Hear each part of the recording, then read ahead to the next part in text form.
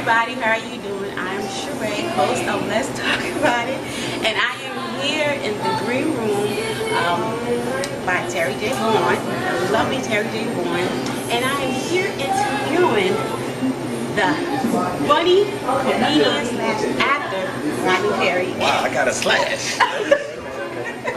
You're so crazy. Yes, I am. Thank you. Welcome for coming on to my show. Thank you for making the trip. This lady got in her car, came to Atlanta. Oh my God. And we are meeting right now. This what we are is the green room. If it's you're on Twitter, it's at Real Green Room. And you came all the way down here, man. I'm so flattered, and hopefully this is good. Right. I'm so excited as well. You know, the devil tried to put his foot in there at first. Let the devil do it. I was like, get back. Behind me, though. Don't get behind me, though. I'm not into that. So anyway, go. I know that's right. Okay, so we have a couple of questions that my viewers wanted to know about you. Okay. A lot of these questions, you know, I really already know the answer to. So I'm gonna let you elaborate it. Yeah. Okay. So first starting off, you were born but you were raised in different areas. Where were you born? Born in Chicago.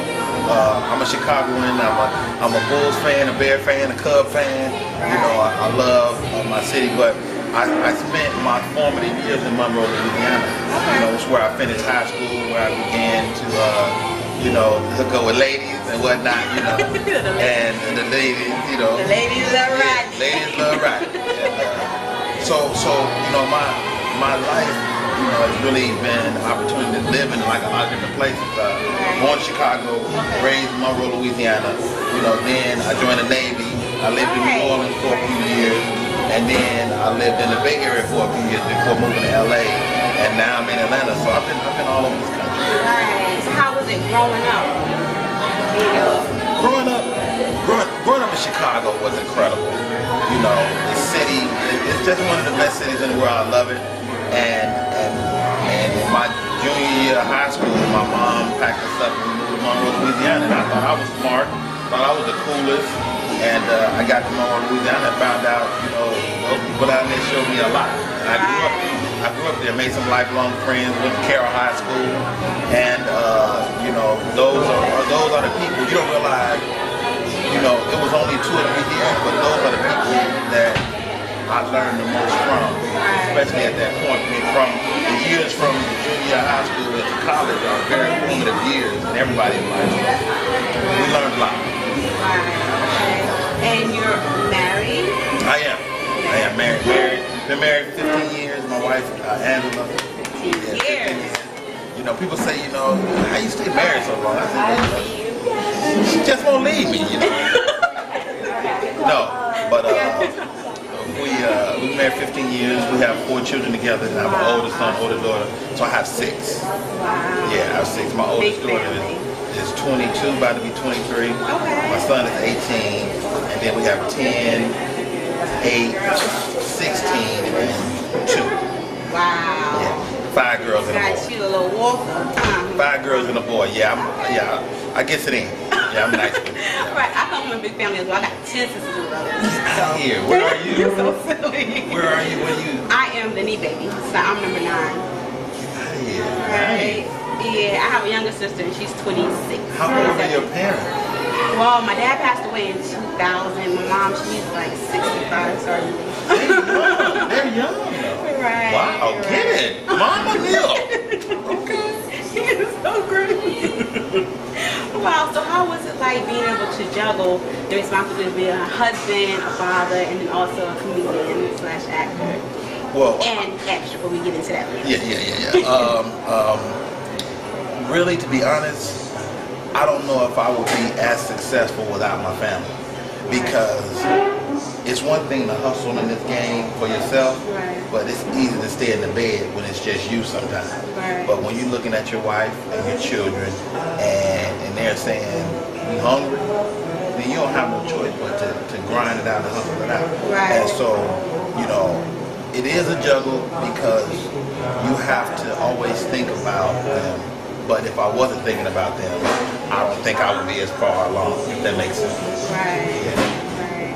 So what are some of the encouragement you give to some of the fathers out there as far as standing up, be able to take care of responsibility that don't seem to get that idea of, you know, being the provider? Well, this is the reality.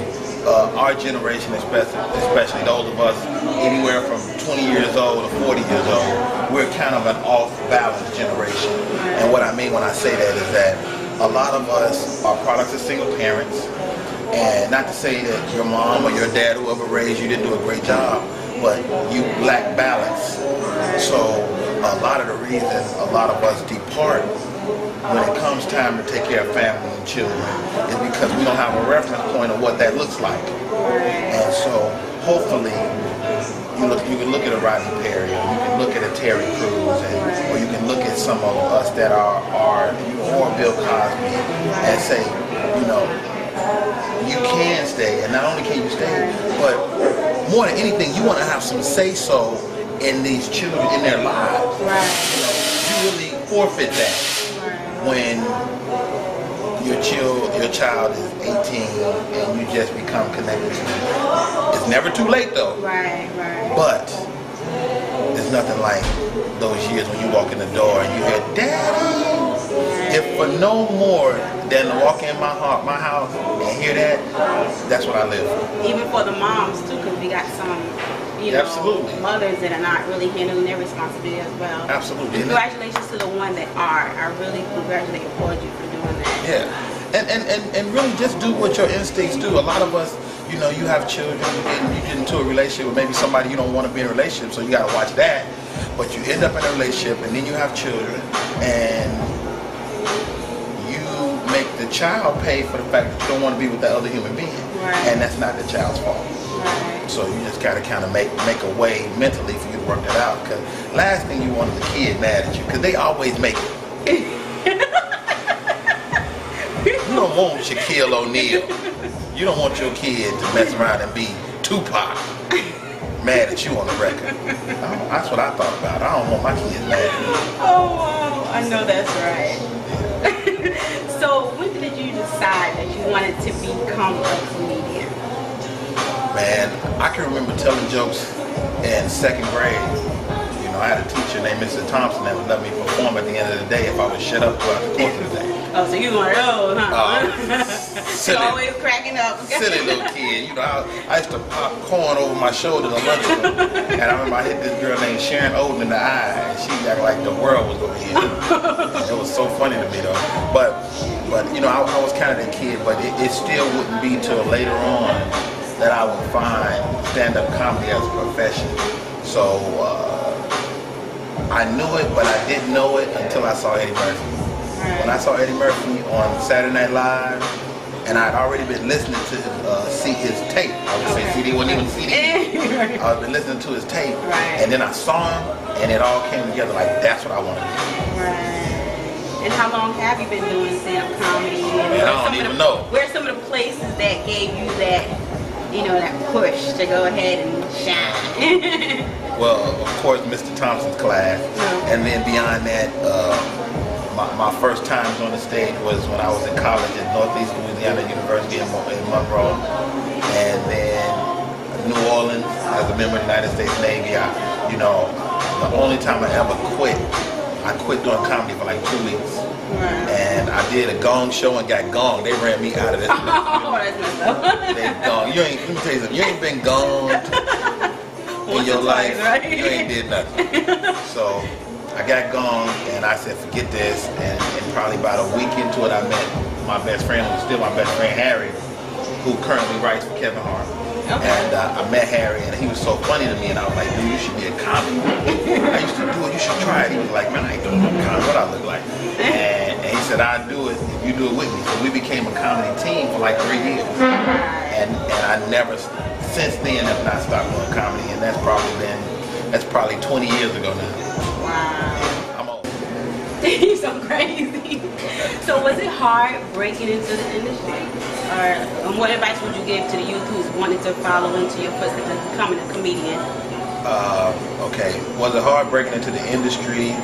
Well, I'm still trying to break in. I'm at the window right now pushing it.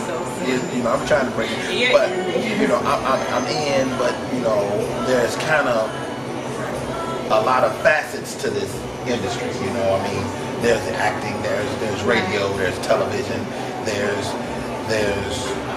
being focused on your individual goals. Right. So you got to always be mindful of your individual goals, because there are a lot of detours. Right. Like, say for instance, I got a good friend of mine that's a comedian, and he has aspirations of being the best comedian in the world, but he just took a job on radio. Well, radio is one of those other roles that you can go down and make a great living, but it could be at the detriment of your bigger goal. Right. You know, I tell my son, who's a talented human being, you know, he's a rapper, and he raps and he draws and he plays the horn and he does all these things great. So what I would say to the youth is that focus your energies, because God will gift us a lot of things, but you have to focus your energies on the thing that you do absolutely incredibly, and then that thing will let you use your other gifts in support of it. Right. So, you know, don't try to do everything. Don't try to do all. You're talking to me too. Don't try to use all your gifts at once, because you end up not accomplishing anything. So I think we have to be really mindful of using our gifts, but not getting trapped in trying to use all our gifts at once. You know, I'm a comedian. Being a comedian has afforded me opportunity to use my other gifts. I'm a pretty decent actor. Being a comedian has given me opportunity to be an actor. Being a comedian has also given me opportunities to use my business acumen. You know, being a comedian has also, you know, because I wear nice suits, people want to say, well, why don't you be the face of my suit line? You know, so all it opens the door. It opens the door. Your big gift will inform your other gifts. Amen. If that makes sense. Amen. Let it use you. So how important is God in your family life? Oh, God is, you know, the head of my life. You know, I check with him before I do things. You know, most things. Don't get me wrong, I am a heathen. And we come short of the glory daily. We got you, brother. We got you. But, you know, more than anything, I mean, you know, just spiritually, you have to always stay. That's your foundation. You know, God is my foundation. My spirituality is my foundation. And then you kind of have to not be afraid to say that in this day and age. You know, I was watching this quarterback, Tim Tebow, and everybody's talking about, and people was talking about, you know, is his faith too much? Is he putting it in our face too much? But as much as people can say that, people are talking about hope. They're talking about faith. Now because of this guy. And I'm like, that's so powerful.